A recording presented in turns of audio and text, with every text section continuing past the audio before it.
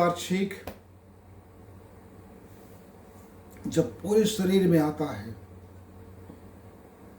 तो शरीर का रोम रोम खुल जाता है। सारी ग्रंथियों से जितना भी वायु कोश है मुक्त हो जाता है और शरीर पूरी तरह से हल्का हो जाता है। ये जो छींक का जो संबंध है मित्र, जब अंदर से कोई चीज नहीं निकल सकता, वो अपने आप को सडनली निकालना चाहता है, आवेग से निकालना चाहता है, और वो पूरी तरह से अपने आप को जब झोंक देता है शक्ति में, तब एक जोरदार छींक आता है। आप भी इस तरह से जरा छींके लगा कर देखना, आपको 2-3 छींके इस तरह से आ जाए तो आपका ब्रेन खुल जाएगा, आपकी फेफड़ा खुल जाएगा, आप देखेंगे कि आँख के अंदर में जो भी परेशानियां हैं वो चला जाएगा और मन प्रसन्नचित्त हो जाएगा। और फिर आप सांसें लीजिए, कितनी भी गहराई से सांसें ले सकते हो, आपके दोनों नासिका तक खुल चुका होगा। अद्भुत, यह शरीर को वो अद्भुत ढंग से अपने आप को ठीक करता हुआ चला जाता है। लेकिन यही छींक सर्दी का हो तो, यही छींक कोई बीमारी वाला हो तो, यही छींक कोई वायरस वाला हो तो, वो आपके शरीर को और बुरी तरह से जकड़ लेता है। मित्रों, जिंदगी में भी इसी तरह से आपको चयन करना है कि कौन सा आपका छींक आपको चाहिए। आपका योग वाला चाहिए या आपके वायरस वाला चाहिए। बहुत से हमारे मित्र क्या करते हैं, अपनी जिंदगी में दूसरे के ऊपर निर्भर करते हैं। हर बात में वो डिसाइड दूसरे से करवाना चाहता है। मैं कौन सा कपड़ा पहनूं भाभी, मैं कौन सा कपड़ा पहनूं मम्मी, मैं कौन सा कपड़ा पहनूं फले, मैं ये रख लूं क्या, आपका क्या मत है। अच्छा, मैं अपने नए घर में प्रवेश करूं तो कब मैं प्रवेश करूं, मुहूर्त क्या है, वगैरह वगैरह। यानी आदमी इतना कमज़ोर है, इतना अपने आप पे उसको भरोसा ही नहीं है। वो अपनी न कर्म पर भरोसा है, न अपने धर्म पर भरोसा है, न अपने आत्मबल पर भरोसा है, न अपने विश्वास पर भरोसा है। उसको खुद पर भरोसा ही नहीं होता कि कभी वह निर्णय कर पाएगा। ये जो उनका निर्णय है वो उनके लिए हो, चाहे वो सही हो या गलत हो, हानि हो या लाभ हो। आप जब उसको जस के तस नहीं स्वीकारना सीखोगे मित्र, तब तक अपनी ज़िंदगी में, अपने परिवार में, अपने घर में, अपने लाइफ में कैसे आप कह सकते हो कि आप बड़े अच्छे आदमी हो। इस डर का उपयोग लोग मार्केटिंग में करते हैं। आपके द्वारा ये जो भय है, आप जो दूसरे के ऊपर आश्रित हो जाते हैं, आप अपना निर्णय दूसरे से करना चाहते हैं, आपके लिए अच्छा या बुरा कोई दूसरा आपको जब तय करता है, तो आपको दूसरा जब तय करता है तब आप एक क्या हो जाते हो, आपका अस्तित्व खत्म। भाई ये जीवन मेरा, मैं सांस लूं ना लूं वो डिसाइड मैं करूं।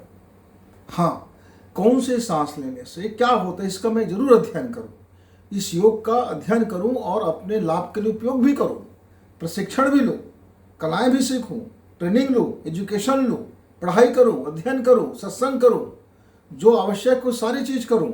लेकिन अंततः निर्णय तो मुझे लेना पड़ेगा कि मुझे सांस लेनी है या नहीं लेनी है। एक बंदा मौत के मुंह में है, आग से घिरा हुआ है चारों तरफ, और वो पूछ रहा है कि गुरुजी मैं अपना दाहिना पैर निकालूं कि बायां पैर निकालूं, कि मैं ज़मीन पे उड़ के आऊँ, कि इस तरह से देखूं कि कोई बंदा मुझे बचाने आएगा, मेरा ईश्वर मुझे बचाने आएगा। मैं प्रार्थना कर रहा हूँ, हे ईश्वर मुझे बचा ले, वो बचाने आएगा, क्या करेगा। आप सोचिए जरा, आग लगी हो आपके घर में चारों तरफ, तो क्या पूछते फिरोगे कि गुरुजी बताइए तो जरा, मैं एक गिलास पानी पीऊँ ना पीऊँ, और आग जल रहा है, उबल रहा है, चारों तरफ हाहाकार है, ऐसा लग रहा है कि एक क्षण के लिए यदि चूक हो गया तो जलकर भस्म हो जाऊंगा। तब क्या आप किसी से यह पूछते हो क्या कि मेरे लिए कौन सा सुनिश्चित मार्ग होगा जिसमें मैं चल करके अपनी जान बचा सकूं? तब तो आप आओ देखते न ताव देखते हो। अब जहाँ से मिलता है, जैसे मिलता है, जिस कदर से आपको इस आग से बचाना है, आप कूद पड़ते हो, जा पड़ते हो, देखा जाएगा कि जहन्नुम में जाओगे कि बच जाओगे कि हाथ पैर टूटे, क्या होगा। आप उस समय सारी चीज़ें नहीं सोचते, क्योंकि उस समय आपके लिए आग से बचना आपके लिए जरूरी होता है मित्र। सबसे बड़ी कमजोरी क्या है? हम निरंतर आज्ञा चाहते हैं। भाई आज्ञा दे दे, गुरुजी आज्ञा दे दे, गुरु आज्ञा दे दे, शिक्षक आज्ञा दे दे, पड़ोसी आज्ञा दे दे, दादा आज्ञा दे दे, दादी आज्ञा दे दे, हम उस आज्ञा का पालन करें, और कुछ गलती हो गया तो हम बच जाए, कहेंगे वह तो आपका ही आज्ञा था। कुछ गलती हो गया तो कह देंगे वो तो आपका ही आइडिया था, आपने ही कहा था, हमने तो बस करी है। और कुछ अच्छा हो गया तब चुप रह जाओ, क्योंकि उसको तब वाही फिर आपको मिलने वाला है, आप उसको लेते जाइए। जिंदगी में मनुष्य इसी की बहुतायत में देखा जाता है मित्र। आपके भीतर में कोई आकांक्षा है, वो आप जानोगे। आपके भीतर में जो महसूस होता है उसे आप जानते हो। आपके मानसिक और शारीरिक और अंदर में जो व्याकुलता की पीड़ा है उसे सिर्फ आप जानते हो। उसको बाहरी आदमी कैसे तय कर सकता है? अर्जुन पहले अध्याय में कृष्ण से यही तो चाहता है। कहता है, हे सखे, हे मधुसूदन, हे केशव, तू मुझे एक सुनिश्चित मार्ग बता दे जिसमें मैं आश्वस्त होकर चल सकूं। पूरा प्रोपेगेंडा जो है, पूरा ज्ञान बघाड़ने का जो काम करता है अर्जुन, सभी तरफ से जो उसको कृष्ण के मुख से कहलाना चाहता है कि हाँ, आप एक बार बोल दो संन्यास ले लो, आप एक बार बोल दो इस युद्ध से भाग जाओ, आप एक बार बोल दो कि मैं जो भागने का निर्णय ले रहा हूँ ये सही निर्णय है ना, आप एक बार बोल दो कि हाँ आप यहाँ से चले जाओ, कहाँ रक्तपात करोगे अर्जुन, ये अपने हैं, ये स्वजनी है, ये तेरे ही खुद के लोग हैं, ये क्या है, जमीन जायदाद का क्या है, धन दौलत का क्या है, राजा महाराजा का क्या है, ये जिंदगी के लिए ये नहीं, आपका जो निर्णय है वो सही है, एक बार मुहर लगा दे। अर्जुन यही चाहता था कि जो उसकी कायरता है, जो उसकी नपुंसकता है, जो उसकी भगोड़ेपन है, जो किम कर्तव्य मूढ़ हो गया है, जो मोहासक्त हो गया है, जो आसक्ति से भर गया है, वो उस मार्ग में वो सहमति लेना चाहता था कि यह मार्ग सही है कि नहीं है।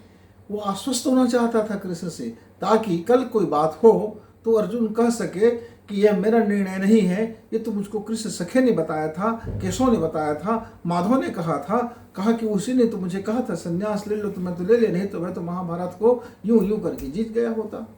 मैं तो इनका आज्ञा का पालन किया हूँ। पूरी दुनिया मित्र, आप अपने इर्द गिर्द देख लीजिए, वो हर कोई यही चाहता है कि आपको कोई सुनिश्चित मार्ग हो।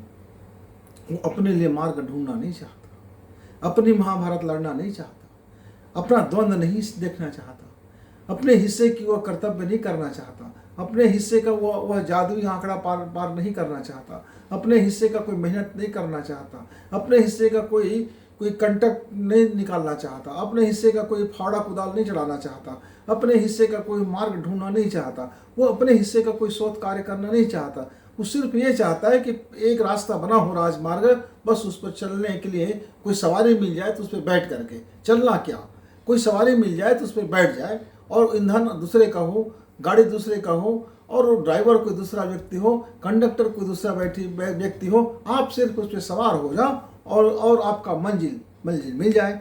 इसी के चलते लोगों ने आपका शोषण किया है। हर जाति धर्म में जितने भी लोगों का शोषण होता है धर्म के नाम पर, वो सिर्फ इसी कारण से होता है कि कोई मुझे सुनिश्चित मार्ग बता दे जिसमें आश्वस्त होकर मैं चल सकूं। आपका दोहन और आपका शोषण जिम्मेदार आप स्वयं हो मित्र। आप चाहते हो कि आपको लोग इस तरह से करें और आपके उसके आज्ञा का पालन करें, ताकि आप कह सको ये तो आपकी आज्ञा था। मेरे एक मित्र है, उसने एक दिन मुझसे पूछा कि गुरुजी मुझे कोई एक सही रास्ता बता दीजिए कि मैं ज़िंदगी में कैसे चलूँ, मैं ज़िंदगी में क्या करूँ, मैं ऐसा कर लूँ ऐसा कर लूँ। अरे भैया, ज़िंदगी तुम्हारा, घर परिवार तुम्हारा, पत्नी तुम्हारा, बच्चे तुम्हारे, पति तुम्हारा, बच्चे तुम्हारे, बिजनेस तुम्हारा, सोच तुम्हारा, कर्म तुम्हारा, परिणाम तुम्हारा, चयन तुम्हारा। मैं कैसे कोई सुनिश्चित मार्ग बता दूं? फिर जो भी मैं मार्ग बताऊंगा वो मार्ग मैं देखा हूं, तुमने तो नहीं देखा है, तुम्हारे लिए तो उधार का है।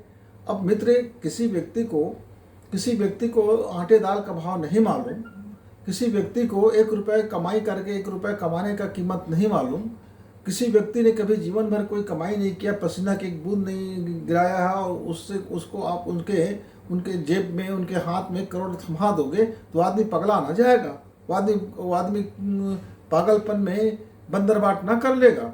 लेकिन वही कोई आदमी यदि एक रुपये, एक सिक्का, एक चवन्नी, एक अधन्नी, एक पाई करके कोई जुड़ा है और उसके पास घर बनाने का मौका आ गया, वो घर भी बनाएगा, कितना प्रेम और मोहब्बत से बनाएगा, किस तरह से वह खर्चों को हिसाब से करेगा, धन का कीमत समझेगा, एक मूल्य समझेगा, कहाँ क्या बनाना है ये भी समझेगा। इसी तरह से मित्र, यदि आपको जीवन में कीमत मालूम होता है कि आपने जन्म मिला है, आपको ये बहुत बेशकीमती है, आपने कितनी कड़ी परिश्रम करनी है, कितने तपस्या करी है, कितने मनोहार किया, कितने ईश्वर की भक्ति करी, तब जा करके यह मनुष्य का जन्म मिला है। यदि आपको ज्ञात है मित्र, आपकी मेहनत का कमाई है ये मनुष्य का शरीर, तो आप इसको यूं ही नहीं गंवा दोगे, आप ऐसे ही नहीं गंवा दोगे।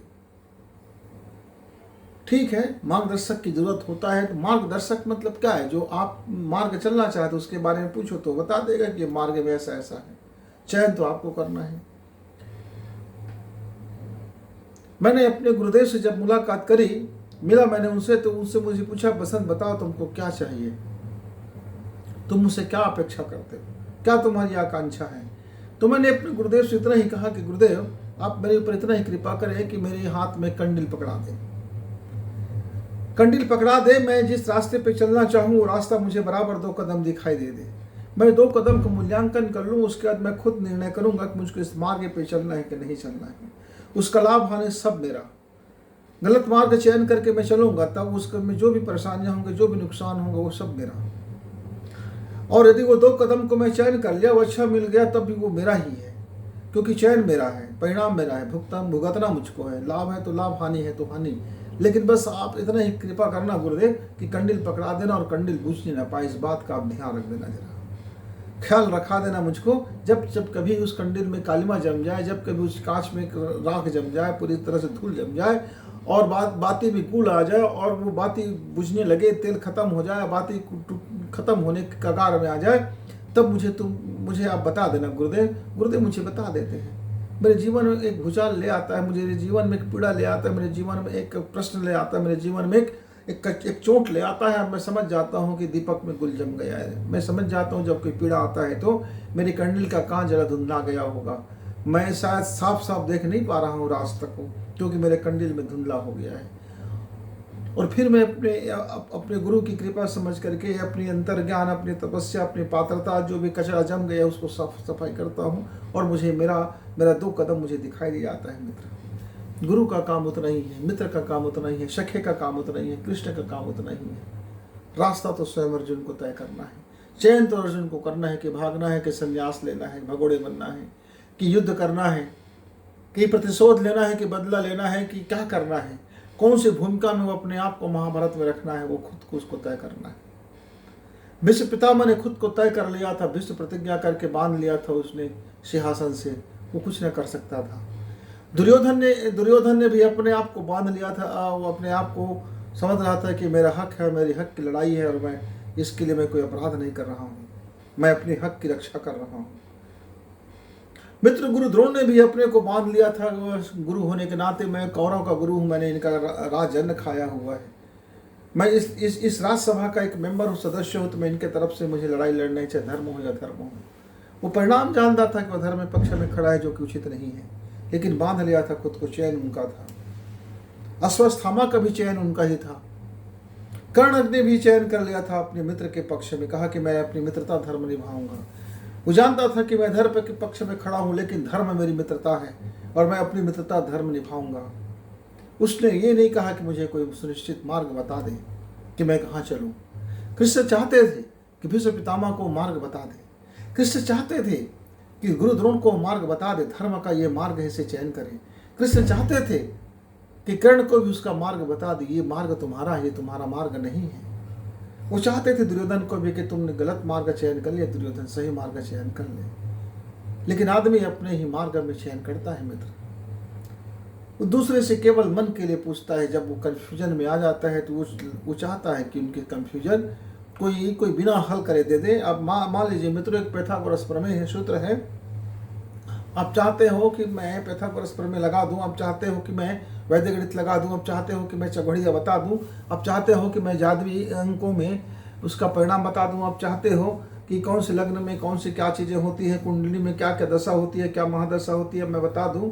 आप केवल उसको सुनते जाना और सिर हिलाना और बोलना कि हाँ हाँ गुरुदेव, हाँ गुरुजी, हाँ भाई, हाँ भैया, आपने बहुत अच्छी बताई, मुझे अच्छा मार्ग बताया। और एक दिन न चल पाओगे, क्योंकि वो आपका मार्ग नहीं है, वो बताया हुआ है, मैंने उधारी का है, वो आपका है ही नहीं। और जो व्यक्ति अपना मार्ग का चयन करता है, उस पर चलता है, उसको सुकून होता है कि ये मार्ग मैंने चयन किया था, मेरा है। मित्र, धर्म का मार्ग भी आप ही को चयन करना है, तपस्या का मार्ग आपको ही चयन करना है, कर्म का मार्ग आपको चयन करना है, गृहस्थ मार्ग आपको चयन करना है। यदि किसी लड़का को किसी लड़की से शादी करना है तो उसको ही चयन करना है, किसी लड़की को किसी लड़का के जीवन बिताना है तो उसके साथ बिताना है, तो चयन उसको ही करना है। किसी गर्भ में कोई संतान को आना है तो उस जीवात्मा को स्वयं को चयन करना होता है, कौन से गर्भ में मुझे आना है। एक बार चयन करने के बाद फिर उसके हाथ में नहीं रह जाता। चयन करना आप मनुष्य का अधिकार है, लेकिन परिणाम मनुष्य का अधिकार हाथ में नहीं होता। तुम चयन कर सकते हो, कर्म कर सकते हो, उस कर्म का परिणाम क्या निकलेगा वो समय जानता है। मित्र, इसीलिए मैं कहता हूँ, धर्म का सबसे मार्ग, सही मार्ग में चलने वाला व्यक्ति कभी अपने गुरु से नहीं पूछता, कभी अपने मित्र से नहीं पूछता, कभी अपने गाइडर से नहीं पूछता, कभी किसी से नहीं पूछता कि कोई मुझे सुनिश्चित मार्ग बता दे कि मैं उस पर आश्वस्त होकर चल पड़ूं। मैं एक मित्र की कहानी बताना चाहता हूँ, किस हद तक के आदमी दूसरे का आज्ञा का पालन करना चाहता है, गुलाम मानसिकता से जीवन जीता है। एक मेरे मित्र है, उसके एक संतान है, उसको 11वीं क्लास में भर्ती होना है, 11वीं कक्षा में भर्ती होना है। वह बात बात पर छोटी छोटी बात को पूछता है कि वो दाएं करवट सोए, गुरुजी की बाएं करवट जागे, कि सुबह देखे कि ये फ़ोन ले के ना ले, ये बाइक ले के ना ले, ये पुस्तक ले के ना ले, इस विद्यालय में पढ़े कि ना पढ़े, यहाँ वो नहीं जाना चाहता, उनके पापा ये चाहते हैं, उनके पापा ये चाहते हैं, मैं ये चाहती हूँ, बच्चे ये चाहते हैं, हमारी कोई बात ऐसा हो गया वैसा हो गया। एक छोटी सी बात को बताने के लिए एक पेज का पूरा मेल भर देगा। और पूरी बात का सारांश क्या होगा? पूरी बात का सारांश, मेरे से करीब 10 साल से वो जुड़ा हुआ है, 10 साल की मित्रता है, 10 साल मैं उनको जानता हूँ। और हर बात एक ही चीज़ पूछता है कि कोई मुझे सुनिश्चित मार्ग बता दे जिसमें मैं आश्वस्त होकर चल सकूँ। यानी मैं बता दूँ तुम्हारे बच्चे का भविष्य, मैं क्यों बताऊँ? तुम्हारे बच्चे किस मार्ग में चलेंगे, मैं क्यों बताऊँ? उसको अपना मार्ग चयन करने दो। आप माता पिता हो, आप पालन पोषण करना आपका धर्म है। आप रिसर्च करो कि आपके बच्चे के लिए कौन सा हित है, कौन सा कल्याणकारी मार्ग है। बस नहीं, ऐसा कुछ नहीं करने वाले, ना अपना जीवन सुधारने वाले, ना अपना कर्म सुधारने वाले हैं, ना अपना सोच सुधारने वाले हैं, ना अपना धन सुधारने वाले हैं। सारी कचरा लेके बैठा हुआ है, सबको हीरा समझ करके, और हीरा को कचरा बनाया बैठा हुआ है, और कचरा को हीरा बनाया बैठा है, और हीरा को कचरा बनाया बैठा है। यानी कचरा को हीरा समझ रहा है और हीरा को कचरा समझ रहा है। पूरी जिंदगी गुजार दी, बस हर बार यही कुछ पूछ लेता है कि ऐसा मुझे करना चाहिए कि ऐसा नहीं करना चाहिए, उसको ऐसा करना चाहिए कि ऐसा नहीं करना चाहिए। आप ही जरा बता देते, हम ऐसा कर सकते हैं, हम वैसा कर सकते हैं, हम इमका कर सकते हैं, हम ढिमका कर सकते हैं। बहानेबाजियों से धर्म का साधन नहीं होता, धर्म का पालन होता है खुद के रिसर्च करने से। तपस्या होता है रिसर्च करना अपने जीवन के बारे में, अपने कर्मों के बारे में, अपने आप के बारे में, अपने विचार के बारे में, अपने सोच के बारे में, अपने दृष्टिकोण के बारे में, खुद के बारे में। जब आप अपने रिसर्च करोगे मित्र, खुद की शोधन करोगे, तब मार्ग आपको स्वयं मिलता हुआ जाएगा जो आपके लिए कल्याणकारी होगा। वह मार्ग आपका होगा, क्योंकि उस मार्ग का खोज आपने किया है। एक जंगल में एक हम घूमने गए थे। हमारी करीब उम्र उस समय 30-32 साल का रहा होगा। गर्मी का दिन था।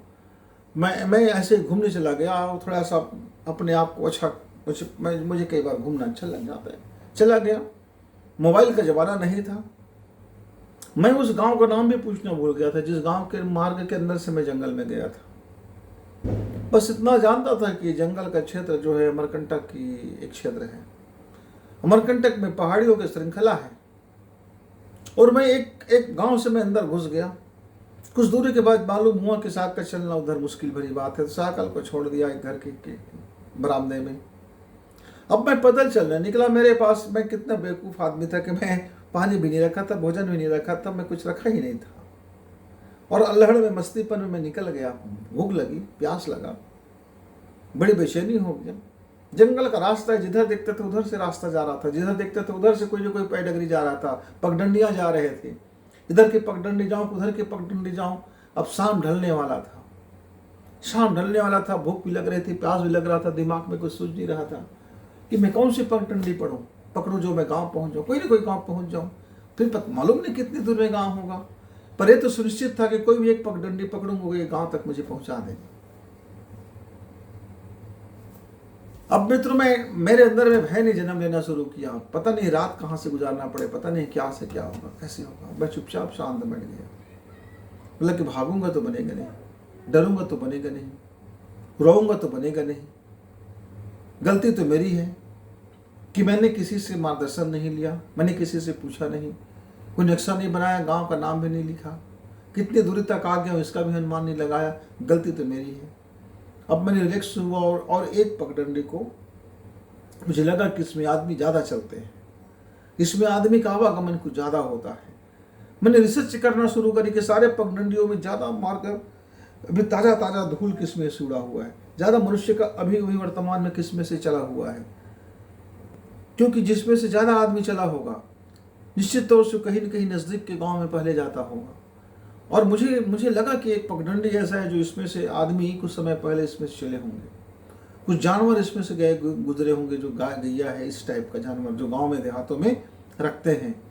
फिर मुझे कुछ बकरी की मूत्र का दुर्गंध आया। मैं समझ गया यहाँ से अब बकरी पालन करने वाले लोग चराने आए थे, गुजरा हुआ है। मैंने दूसरे मार्ग में शोध करना शुरू किया थोड़ी देर के लिए। तो उस मार्ग में मुझे शेर की कुछ बदबू आने लगा। मैं समझ गया कि इधर जंगली जानवरों का और गहरे जंगल की तरफ जाता होगा। एक मार्गों में देखा तो उसमें पानी के कुछ बूंदे थे, कुछ छींटे थे, कुछ ऐसा लग रहा था जैसे कहीं सामने में नदी, पास में नदी हो, और ना पास में नदी हो, झरना कुछ हो। मैंने सबसे पहले सोचा कि पहले मैं इस मार्ग में चलूँ, नज़दीक में कोई नदी होगा, झरना होगा, समझ में आ जाएगा, खुले आकाश दिखेगा, समझ में आ जाएगा कितना मैं गहरे स्थान पर हूँ। मित्रों, मैं आगे बढ़ गया। मैं देखा कि कुछ दूर जाने के बाद मुझे मालूम हो गया कि तो नदी है, और नदी में मैं देखा एक छोटा सा घाट बना हुआ है। उस घाट से जो मार्ग चलता था, उस मार्ग को मैंने पकड़ लिया, चलते गया, और रात होने से पहले मुझे एक गाँव मिल गया। गाँव में कुछ मकान थे, मकान के लोगों की कृपा हुआ और मुझको शरण दे दिया, और मैं रात में वही भोजन कर लिया। गाँव के लोगों ने मुझे पूछा कि तू इतने घने जंगल में क्या कर रहा था। मैं बताया कि घूमने निकला था, भ्रमण में निकला था, मौज मस्ती में निकला था, आनंद में खो गया। मैं खो ही गया कि मैं कौन से मार्ग से आया था, कौन मार्ग में जाना है। पूछा, आप कौन से जिला से आए हो, कौन से मार्ग आपको पकड़ना चाहते हो, कौन से राज्य से आए हो। मैंने सारी बातें बता दी। उसमें से एक बुजुर्ग ने कहा, बेटा जाने के सारे मार्ग तो जाते वही हैं, पर सब मार्ग का जाने का तरीका अलग है। पूरे मार्ग जाते वही हैं, पर सब मार्ग का जाने का तरीका अलग है। एक कोई भी रास्ता एक चयन कर लो जो तुम्हें पसंद हो। ये जो धीरे, जो बहुत दूर से जाएगा, ये पहाड़ी के नीचे तलहटे होते होते कई किलोमीटर घूमने के बाद आपको आपका मार्ग पहुंचा देगा। लेकिन वो मार्ग सुरक्षित होगा, क्योंकि हम लोग उसमें आते जाते रहते हैं। पर ज्ञान आपको नहीं है, आपको उधार का ज्ञान दे रहा हूँ, उसमें हम लोग आते जाते रहते। पता नहीं आपके लिए सरल है कठिन है, क्योंकि हम जंगली आदमी, हमारे लिए मार्ग सरल है। अब गांव देहात और शहर से आए, पता नहीं मार्ग आपके लिए कैसा होगा। जो सबसे छोटा मार्ग है पहाड़ी का, चढ़ाई का मार्ग है। इस रास्ते से चढ़ो चोटी पर, उस मार्ग से उतर जाओ, आप अपने शहर पहुंच जाओगे। आप अपनी सामर्थ्य देखो, अपनी पुरुषार्थ देखो, अपनी हौसला देखो, और अपनी बुद्धि देखो कि कौन से कर्म तुम कर सकते हो। मित्रों, उस दिन के बाद मुझे जिंदगी में कभी किसी से मैंने कभी नहीं पूछा कि मुझे कोई सुनिश्चित मार्ग बता दे। मैं बस इतना ही पूछता हूँ कि कौन कौन मार्ग के आप जानते हो, कहाँ कहाँ मार्ग कौन कौन है, आप थोड़ा गाइड कर दीजिए, मुझे कंडील दिखा दीजिए, एक रास्ता में पकड़ूं और मैं अपना 2 कदम देखता चला जाऊँ। और मेरे गुरुदेव ने कृपा करी और एक कंडील पकड़ा दिया। मैं 2 कदम तक देख ही लेता हूँ, क्योंकि तीसरे कदम की मुझे जरूरत ही नहीं होता। हर बार 2 कदम ही मैं चलता हूँ, 2 कदम से ज्यादा मेरी औकात नहीं है मित्र। इसलिए जब कभी आप मुझसे मार्ग पूछते हैं तो मुझे आपके ऊपर तरस आता है, दुख आता है, बेवकूफी पर, आपके गुलामीपन पर मुझे बड़ा क्रोध आता है। लेकिन क्या करूं, फिर दया भी आ जाता है। लेकिन मैं जानता हूं कि दया तुम्हारे लिए जहर का कार्य है, क्योंकि तुम आलसी हो गए हो, अपने बारे में कुछ सोचना नहीं जानते।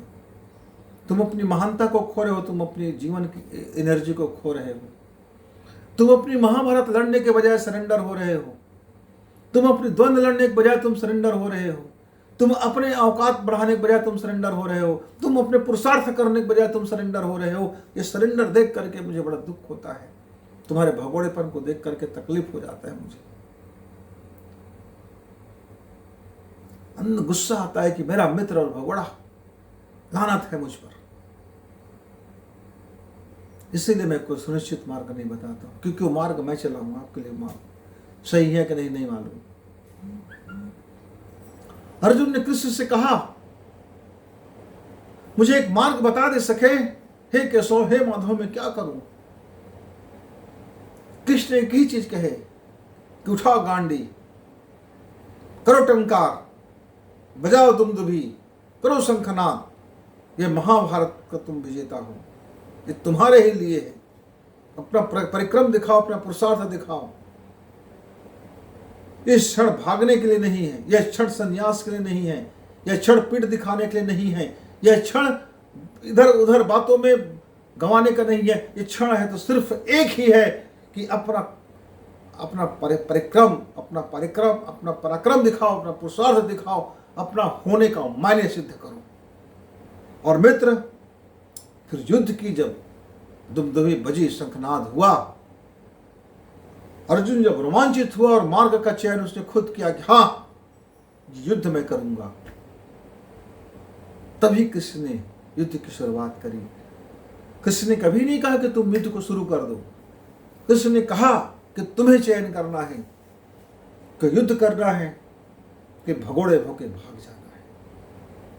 मित्र, आप भी अपनी जिंदगी में, आपका जिंदगी चाहे घर हो, व्यापार हो, व्यवसाय हो, चाहे आप पूजा करते हो, पूजा ना करते हो, भगवान को मानते हो, ना मानते हो, आस्तिक हो, नास्तिक हो, पापी हो, पुण्यात्मा हो, अपराधी हो, धार्मिक हो, अधार्मिक हो, आप जानते हो आप क्या हो, इसे हम नहीं जानते हैं।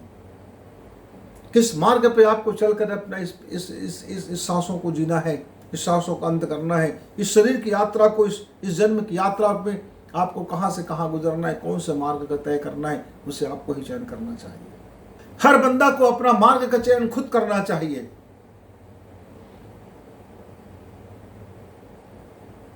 कुछ दिन पहले की बात है, एक बंदा मृत्यु के सैया पर था। घर के लोग रो रहे थे, घर के लोग चीख रहे थे कि हाय, अब तुम चले जाओगे, तुम अलविदा कह दोगे, अब तुमसे मिलना कभी ना होगा।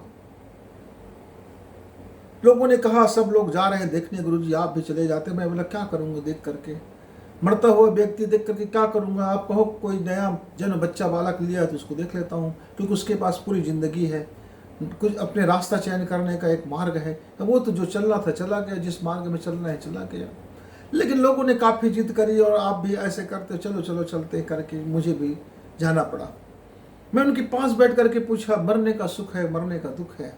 उसने कहा, न सुख है न दुख है, बस इस बात की चिंता है कि मैंने इतना धन कमा लिया, इतना जोड़ लिया, इतना बेईमानी किया, इतना वो किया, इतना भ्रष्टाचार किया, इतना रिश्वत लिया, इस धन का ये लोग क्या करेंगे? ये लोग काबिल नहीं है, इसको ये नहीं आता, उसको नहीं आता। कितनी चिंताओं लेकर को मर रहा था। मैंने कहा, मेरे घर में एक कुत्ता नहीं आया हुआ है, हमको चयन कर लिया, मेरे घर का रखवाली करते रहता है। आप चाहो तो मेरे उस कुत्ते से सीख लो, आप भी आप एक कुत्ते जन्म में आ जाओ और इस घर की रखवाली करते रहना, अपने धन की रखवाली करते रहना। वो मरता मरता व्यक्ति हंस पड़ा, बोले कि नाना बाबा, कुत्ता जन्म नहीं लेना है।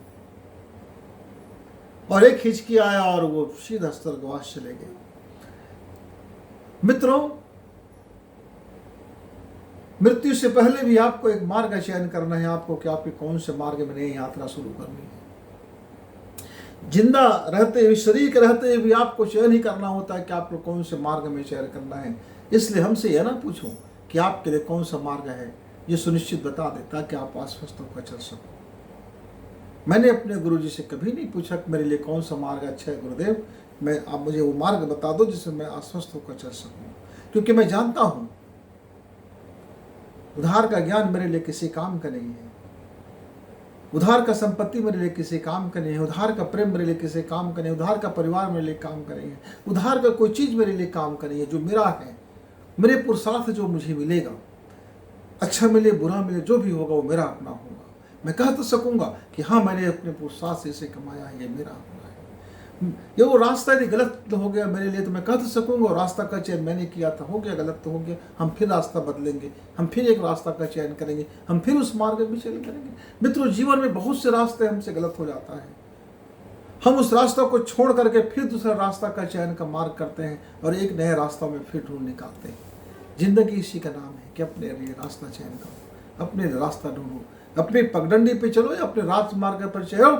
जब भी आपको जब आएगा कोई चौराहा आएगा तो रास्ता आपको ही चयन करना है कि आपको कौन सी दिशा में चलना है, कौन सा मार्ग में चलना है। तो मित्र यदि आपको जीवन का परम लक्ष्य तक पहुंचना है, परम उपलब्धि तक पहुंचना है तो सुनिश्चित करके किसी से ना पूछे कि मैं कौन से मार्ग पे चलूं, ये पूछे कि मैं इस मार्ग पे चलना चाहता हूं,